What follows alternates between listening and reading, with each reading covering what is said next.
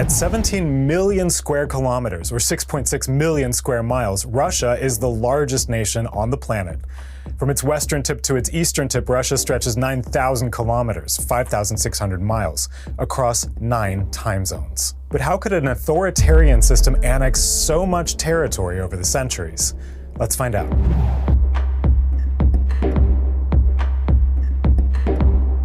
A day before Russia's full-scale invasion of Ukraine in 2022, Putin showed the world how things work in Russia. Живые предложения о вхождении Донецкой и Луганской народных республик в состав Российской Федерации. То есть не обсуждаю. Мы говорим о признании их независимости или нет.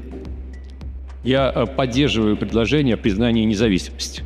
Putin may call it liberation, but it's really a campaign to expand Russian territory.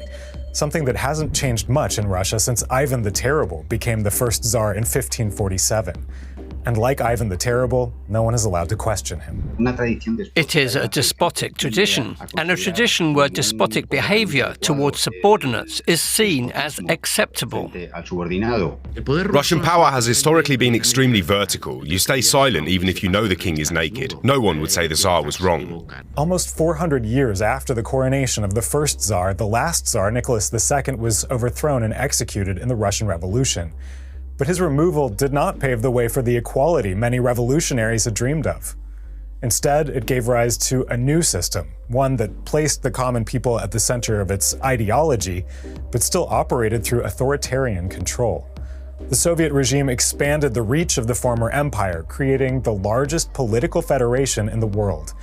And even after the collapse of the Soviet system, Russia has maintained that vast geopolitical presence. Russia's place as the largest nation in the world is partly explained by geography. Russia has some serious coastlines, including on the Barents Sea, the Baltic Sea, the Black Sea, the Caspian Sea, the Sea of Okhotsk, and the Bering Sea. But it has limited access to open oceans, with Arctic ice making most of its ports unusable for half the year. In the south, the Caspian Sea is landlocked. And to get from the Black Sea to the Mediterranean, you have to cross through the Bosphorus Strait, controlled by Turkey. Because of these natural limitations, Russian rulers historically sought access to ice-free seas they could navigate year-round. That goal was a driving factor behind Russia's territorial expansion. Over time, the Russian Empire pushed outward until it hit some major natural boundaries: the Caucasus Mountains to the southwest, the Karakum Desert in Turkmenistan, the Pamir and Tian Shan mountain ranges in Central Asia, and the Amur River and Bering Sea in the east. There's practically no moment between the 15th and 19th centuries when Russia isn't at war, conquering or colonizing territories. For Russia, the fact that it stretches from the Sea of Japan to the Baltic Sea is one of its main pillars of national pride. This immense empire began to take shape in the mid-16th century under the leadership of Ivan the Terrible, the Grand Prince of Moscow, who was crowned as the first Tsar of Russia. His mission was to centralize his power while at the same time expanding Russian territory through military conquest. What he did was to initiate the exploration of Siberia, opening the door to its later conquest. This conquest or colonization took place in less than 2 centuries and was relatively easy because Siberia was a region with very low population density, primarily inhabited by nomadic peoples. As a result, Russia never encountered the obstacle of a state that could stop its advance.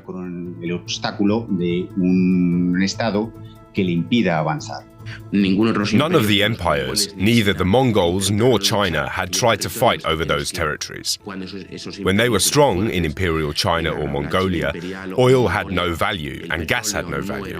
So Russia found itself with a territory that had been abandoned, with some of its own population already there, and which suddenly became an immensely rich territory. That's why today Russia has territory rich in fossil fuels that they didn't even suspect were there 500 years ago. But the Tsars were not satisfied with just dominating Siberia in the east. At the beginning of the 18th century, Russia again set out to conquer more territory. this time the sovereign states to its west. Their motivation was a goal the empire had had since its beginning.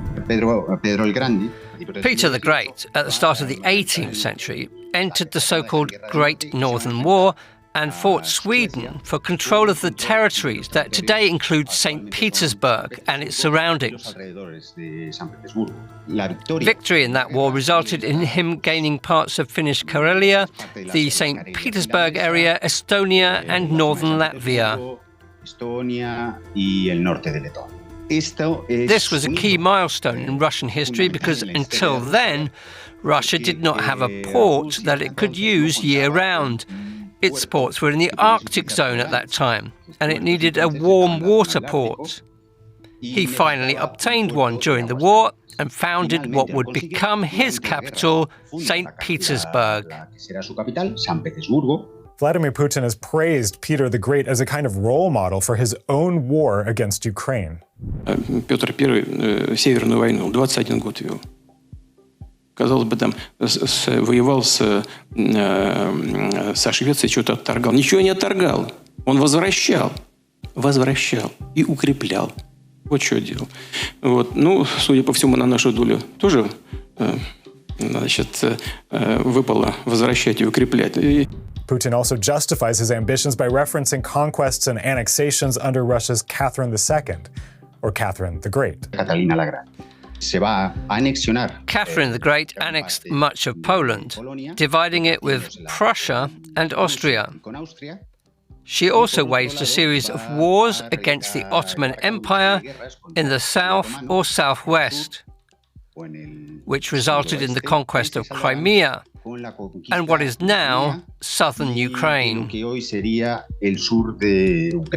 All those wars were fueled by taxes extracted from the peasants, helping maintain the Russian system of serfdom, something very close to slavery.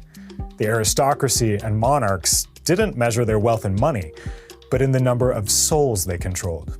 Without their serfs, the empire was nothing. The first changes to improve their lives came 75 years after Catherine's death. With the emancipatory reform of 1861, Tsar Alexander II turned serfs into citizens, who were no longer owned by landlords. But his reforms didn't go far enough for the revolutionaries.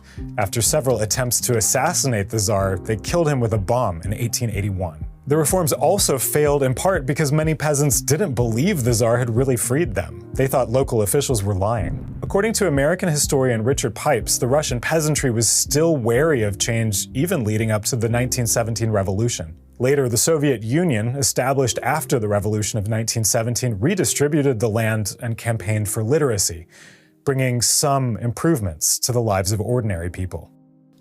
It was clear that the values of education, work, and respect for workers and labor had been instilled over many years across different generations. Over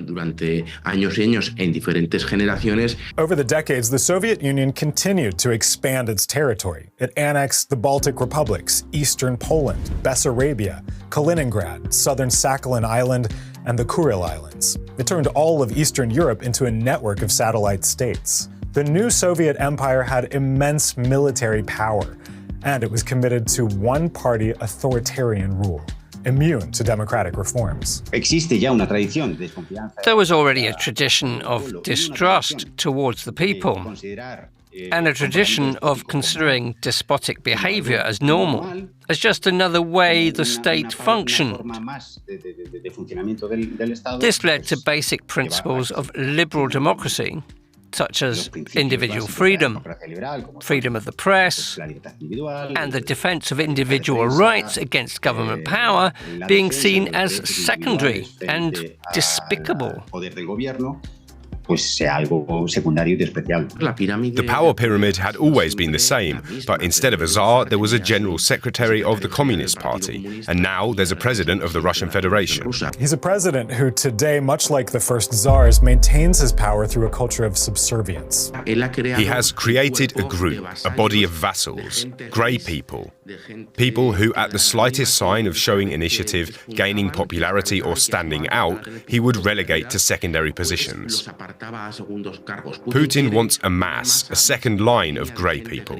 And when he's gone, a fierce battle will erupt among that grey mass. That's the great danger in present-day Russia. Putin could disappear today. But that doesn't seem to be most people's main concern in Russia. Prigozhin tried to march on Moscow and no one took to the streets to defend Putin's regime. The Russians, it seemed, didn't care much. There were no demonstrations to defend the Russian president. They didn't come out to defend him, but they didn't come out to criticize him either. The Russians' fear of speaking out against their leader has consequences. Servility towards superiors could explain the lack of respect for human life and for the lives of their own soldiers, as we're currently seeing in Ukraine with the Russian army. They often launch their soldiers in frontal assaults on foot. We've even seen frontal attacks by Russian soldiers on motorcycles against trenches. Russia's strategy is to send wave after wave of people to drown the Ukrainians in blood, but to drown them in Russian blood. But most Russians' greatest desire isn't reconquering the territories of past eras. A desire to return to the previous state. Okay, let the government do what it wants, but don't drag us into more wars. I think that's what Russian society longs for, something that simple.